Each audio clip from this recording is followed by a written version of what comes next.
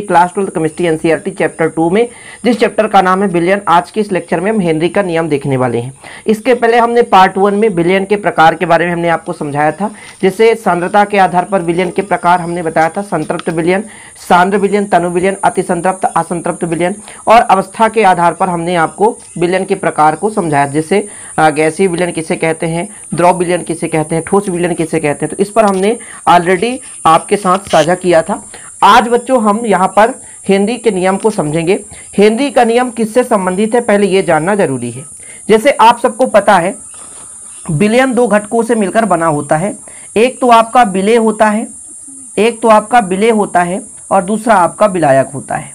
अब जैसे हम विलेय में गैस को ले लें, किसी गैस को, विलायक में हम द्रव को ले लें, किसी गैस को द्रव में मिलाना चाहते हैं, तो ये गैस की कितनी मात्रा द्रव पर मिलेगी, इससे संबंधित हेनरी ने एक नियम दिया।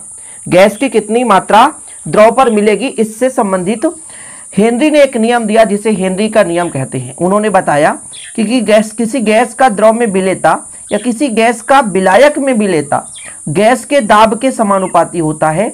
जितना दाब लगा देंगे गैस उतना ही ज़्यादा किसी द्रव में मिल जाएगा। बस यही है हेनरी का नियम। हेनरी ने क्या बताया भाई साहब, कि भाई साहब जैसे हमारे पास विलेय है, इसको विलायक में मिलाते हैं तभी हमारा विलयन बनता है। जैसे हमने कहा कि विलेय को विलायक में मिलाते हैं तो विलयन बनता है, तो हेनरी साहब ने इतना बता दिया कि जब आप गैस को किसी द्रव में मिलाना चाहते हो या गैस को किसी विलायक में मिलाना चाहते हो एक निश्चित ताप पर, तो गैस की कितनी मात्रा किसी द्रव पर मिलेगी, यह डिपेंड करेगा गैस के दाब पर। गैस का दाब जितना अधिक होगा उसकी विलेयता उतनी ही अधिक होगी। तो फिलहाल आप यहां पर थोड़ा सा हेनरी का नियम देखिए। स्थिर ताप पर किसी विलायक के निश्चित आयतन में विलेय गैस का जो द्रव्यमान है गैस के दाब के समानुपाती होता है। जैसे मैं एक पात्र ले लूं, यहां पर छोटा सा पात्र ले रहा हूं, देखिएगा, और इसमें मैं शीतल पेय पदार्थ रखा। और आप लोगों के इस गर्मी के सीजन में डेली आप एक बेहतर एग्जांपल देख सकते हो इसका, शीतल पेय पदार्थ का जब आप कवर खोलते हैं तो यहां का जो अंदर का जो हम वायु, अर्थात एक प्रकार से हम कार्बन डाइऑक्साइड गैस कह सकते हैं, क्योंकि इसके अंदर होता है कार्बन डाइऑक्साइड, ये बाहर की ओर आता है और झाग बुलबुले के साथ अंदर का शीतल पेय पदार्थ भी बाहर आ जाता है। इसके पीछे का रीजन क्या है वो आपको समझाता हूं। यहां पे जैसे बच्चों यहां पर हमने एक शीतल पेय पदार्थ ले लिया, इसके खराब होने से बचाने के लिए इसके अंदर कार्बन डाइऑक्साइड भरी जाती है और हेनरी के नियम के आधार पर अंदर का जो दाब है उच्च रखा जाता है। अंदर का दाब जो है उच्च रखा जाता है ताकि यहां पर जो कार्बन डाइऑक्साइड है वो इस शीतल पेय पदार्थ के साथ मिला रहे, जिससे ये किसी के साथ अन्य के साथ क्रिया ना कर सके या अक्रिय बना रहे। अर्थात यदि क्रिया कर लेगा, शीतल पेय पदार्थ 3 महीने में भी खत्म होता है, 4 महीने में भी, 2 महीने में भी। तो पता चला आप यदि आप 2-3 दिन के लिए आप खुला रख दो शीतल पेय पदार्थ, तो उसमें आप कीड़े देख लोगे, कीड़े पड़े हुए नजर मिल जाएंगे, स्वतः कीड़े पैदा हो जाते हैं, वो आपका स्वाद बदल जाएगा। लेकिन इस बॉटल के अंदर क्यों स्वाद नहीं बदलता, क्योंकि इसके अंदर कार्बन डाइऑक्साइड है और ये इसको उच्च दाब के साथ इसके अंदर भरा जाता है। जब इसके अंदर का दाब उच्च है तो कार्बन डाइऑक्साइड अत्यधिक मात्रा में विलेय है, जिससे कि वो निष्क्रिय है, किसी से क्रिया नहीं करता और शुद्ध पेय पदार्थ बना रहता है। तो इस पर हमने कार्बन डाइऑक्साइड गैस मिलाया, तो इसकी जो मात्रा होगी द्रव्यमान, वो किस पर डिपेंड करेगी, उसके दाब पर डिपेंड करेगी। किस पर डिपेंड करेगी बच्चों, दाब, अर्थात गैस का दाब कितना है उस पर डिपेंड करेगा। यदि मैं कह दूं कि माना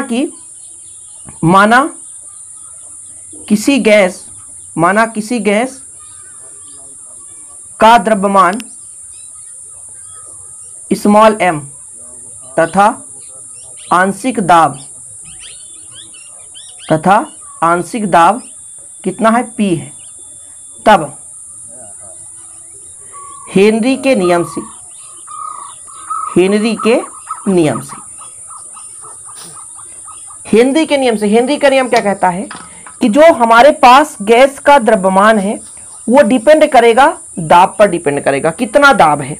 यदि आप समानुपाती हटाओगे तो यहां पर एक नियतांक लग जाएगा बच्चा, m बराबर KH, जहां आपका KH क्या है, एक हेनरी नियतांक है। यहां पर लिखोगे आप लोग, जहां KH हेनरी नियतांक है। KH क्या है, हेनरी नियतांक है। यही आपका हेनरी का नियम है। ठीक है, थोड़ा बहुत आप समझोगे, इसके बाद आपको क्लियर हो जाएगा। अब यहां से क्वेश्चन बनता है कि हेनरी का नियम किसे कहते हैं, समझाइए। इतना तो कर लोगे, लेकिन हेनरी के नियम की सीमाएं भी, एक निश्चित सीमा है कि कहां तक ये परिभाषित है भाई, किसके लिए ये संतुष्ट करता है, किसके लिए संतुष्ट नहीं करता। तो सीमाएं भी आपको लिखना जरूरी है। फिर आपको उदाहरण समझाऊंगा, एग्जाम्पल जिसे बोलते हैं। सीमाएं, यह केवल तनु बिलियनों के लिए लागू होता है। पहला जो सीमा है, यह केवल तनु बिलियनों के लिए लागू होता है। यह केवल किस प्रकार के बिलियन के लिए? तनु बिलियन के लिए। यह केवल तनु बिलियन के लिए लागू होता है। किस प्रकार के बिलियन के लिए बच्चों? तनु बिलियन के लिए लागू होता है। ठीक है। दूसरा जो है आपका, दाब उच्च होना चाहिए, दाब निम्न, बहुत ही निम्न नहीं, दाब निम्न तथा ताप उच्च होना चाहिए। गैस की बात कर रहा हूं, द्रव की बात नहीं की जा रही है। गैस का दाब निम्न हो तथा ताप उच्च होना चाहिए। ताप उच्च होना चाहिए ताकि वो अत्यधिक मात्रा में विलय हो सके। ठीक है। और तीसरा ये है, गैस जो है विलायक से क्रियाशील ना हो। विलायक से क्रियाशील ना हो, मतलब विलायक के साथ ही ना क्रिया करने लग जाए, क्रियाशील ना हो।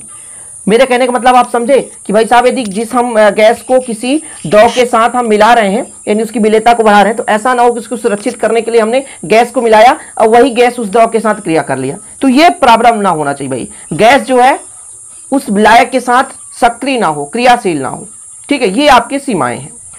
अब इसका सबसे बेहतर एग्जाम्पल आपको कैसे समझाया जाए, तो उदाहरण के तौर पर आपको एक तो बता ही दिया बच्चों, शीतल पेय पदार्थों में। पहला आपका क्या हो जाएगा? शीतल पेय पदार्थों में, शीतल पेय पदार्थों में।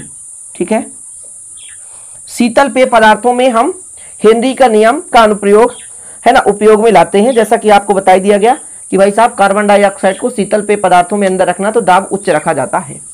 दूसरा नंबर जो आपका बेहतर एग्जाम्पल है, गहरे समुद्र में श्वास लेने के लिए। गहरे समुद्र में श्वास लेने के लिए। गहरे समुद्र में श्वास लेने के लिए, इसका मतलब आप नहीं समझे होंगे भाई, गहरे समुद्र में कैसे श्वास लेने के लिए। ठीक है, इसी को तो समझाना है मुख्य रूप से, तभी आपको समझ में आ जाएगा कि बेंडस नामक बीमारी क्या होती है बच्चों।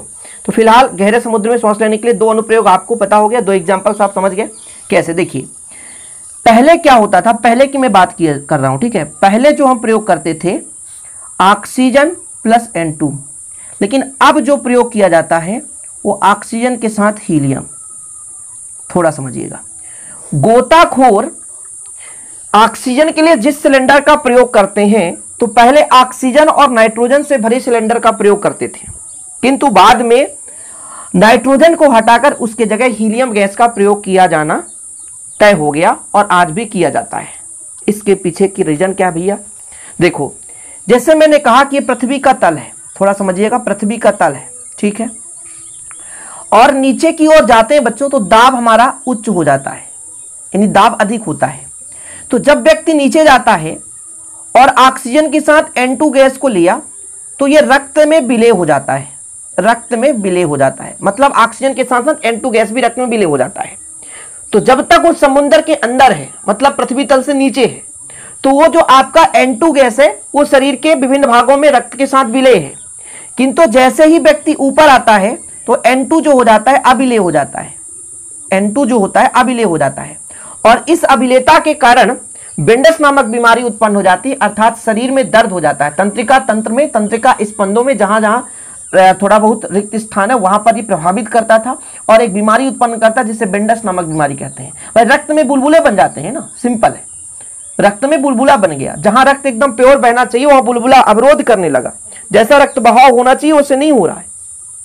तो भैया जब रक्त में बहाव में अवरोध हुआ तो वहां पे शरीर में दर्द होगा, जिससे बेंडस नामक बीमारी उत्पन्न हो जाती है। तो बेंडस नामक बीमारी जो पैदा होती है किस गैस के कारण होती है? N2 गैस के कारण होती है, नाइट्रोजन गैस के कारण। अब इस बीमारी से बचने के लिए N2 के जगह हीलियम गैस का प्रयोग किया जाने लगा ताकि वो आसानी से शरीर में मिला रहे बच्चों। तो ये आपका गहरे समुद्र में श्वास लेने के लिए हम हेनरी के नियम का अनुप्रयोग को देखते हुए है ना अपने जीवन को सुरक्षित बचाने के लिए नाइट्रोजन की जगह हीलियम गैस का प्रयोग करते हैं। तीसरा जो है आपका कि अधिक ऊंचाई तक जाएंगे तो सांस लेने में कठिनाई होती है। अधिक